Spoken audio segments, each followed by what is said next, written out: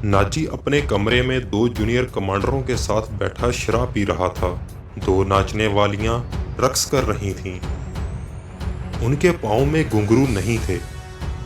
उसके जिस्म पर कपड़े सिर्फ इसी कदर थे कि उनके सतर ढके हुए थे। इस रक्स में खुमार का तासुर था। दरबान अंदर आया और नाजी के कान में कुछ कहा। नाजी जब शराब और रक्स में महव होता था तो कोई मखल होने की जुर्रत नहीं कर सकता था। सिर्फ दरबान को मालूम था कि वो कौन सा जरूरी काम है जिसकी खातर नाजी ऐशो इशरत की महफल से उठा करता है, वरना वो अंदर आने की जुर्रत नहीं करता। उसकी बात सुनते ही नाजी बाहर निकल गया और दरबान उसे दूसरे कमरे में ले गया। वहां सुडानी लिबास में मलबूस एक उदेड़ उम्र आदमी बैठा था। उसके साथ एक जवान लड़की थी। नाजी को देखकर वो उठ खड़ी हुई। नाजी उसके चेहरे और कद काठ की दिलकशी देखकर ठठक गया। वो औरतों का शिकारी था। उसे औरतें सिर्फ अपनी अय्याशी के लिए दरकार नहीं होती थीं, उनसे वो और भी कई काम लिया करता था, जिनमें एक ये था कि वो नहायत खूबसूरत और अय्यार लड़कियों के जरिए बड़े बड़े अफसरों को अपनी मुट्ठी में रखता था, और एक काम ये भी था कि वो इन्हें अमीरों वजीरों को ब्लैकमेल करने के लिए इस्तेमाल करता था। वो उनसे जासूसी भी कराया करता था।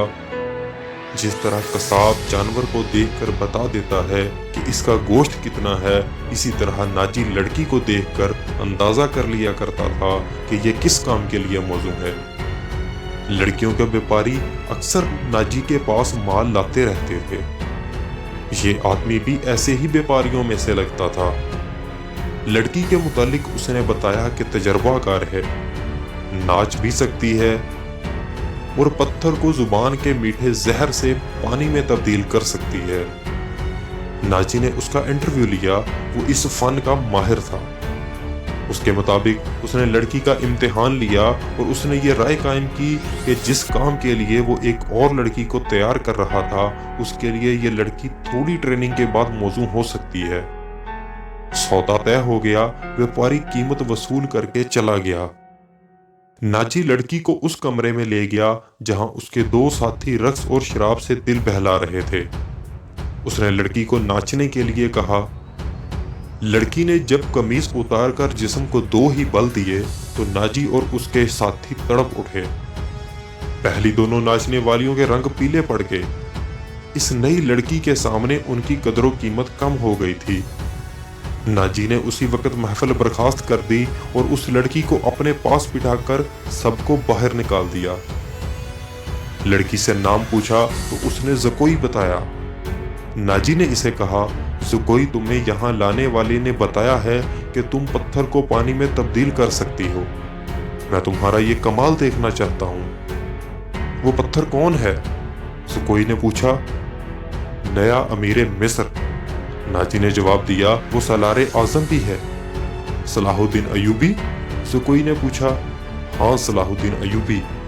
नाजी ने कहा, अगर तुम उसे पानी में तब्दील कर दो तो मैं उसके वजन जितना सोना तुम्हारे कदमों में रख दूंगा। वो शराब तो पीता होगा? नहीं, नाजी ने जवाब दिया। शराब, औरत, नाच गाने और तफरीह से वो इतनी ही नफरत करता है जितनी हर मुसलमान खंजीर से करता है। मैंने सुना था कि आपके पास लड़कियों का ऐसा तलसम है जो नील की रवानी को रोक लेता है। ज़कोई ने कहा, क्या वो तलसम बेकार हो गया है? मैंने अभी आजमाया नहीं। नाजी ने कहा, यह काम तुम कर सकती हो।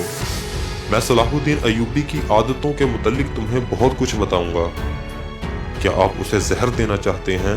ज़कोई ने पूछा। अभी नहीं, नाजी ने जवाब दिया। मेरी उसके साथ कोई दुश्मनी नहीं। मैं सिर्फ ये चाहता हूँ कि वो एक बार किसी तुम जैसी लड़की के जाल में फंस जाए, फिर मैं उसे अपने पास बिठाकर शराब पिलाऊं। अगर उसे कत्ल करना मकसूद होता तो मैं ये काम हशीशैन से नहायत आसानी से करा सकता था। यानी आप उसके साथ दुश्मनी नहीं, दोस्ती करना चाहते हैं? ज़कोई ने कहा। इतना बरजस्ता जुमला सुनकर नाजी चंद लम्हे लड़की को देखता रहा।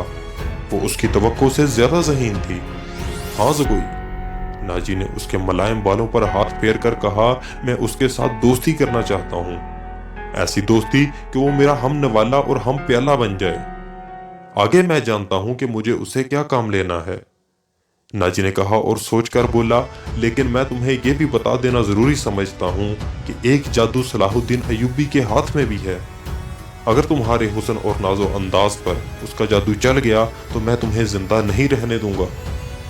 अगर तुमने मुझे धोखा दिया तो तुम एक दिन से ज्यादा जिंदा नहीं रह सकोगी। सलाहुद्दीन अय्यूबी तुम्हें मौत से बचा नहीं सकेगा। तुम्हारी जिंदगी और मौत मेरे हाथ में है। तुम मुझे धोखा नहीं दे सकोगी। इसीलिए मैंने तुम्हारे साथ खुलकर बातें की हैं, वरना मेरे रुतबे और हैसियत का आदमी एक पेशावर लड़की के साथ पहली मुलाकात में ही ऐसी बातें कभी ना करता। ये आपको आने वाला वक्त बताएगा कि कौन किसको धोखा देता है। ज़कोई ने कहा, मुझे ये बताइए कि सलाहुद्दीन अय्यूबी तक मेरी रसाई किस तरह होगी। मैं उसे एक जश्न में बुला रहा हूँ। नाजी ने कहा, उसे रात अपने यहाँ रखूंगा और तुम्हें उसकी ख्वाबगाह में दाखिल कर दूंगा। मैंने तुम्हें इसी मकसद के लिए बुलाया है, आगे मैं संभाल लूंगा।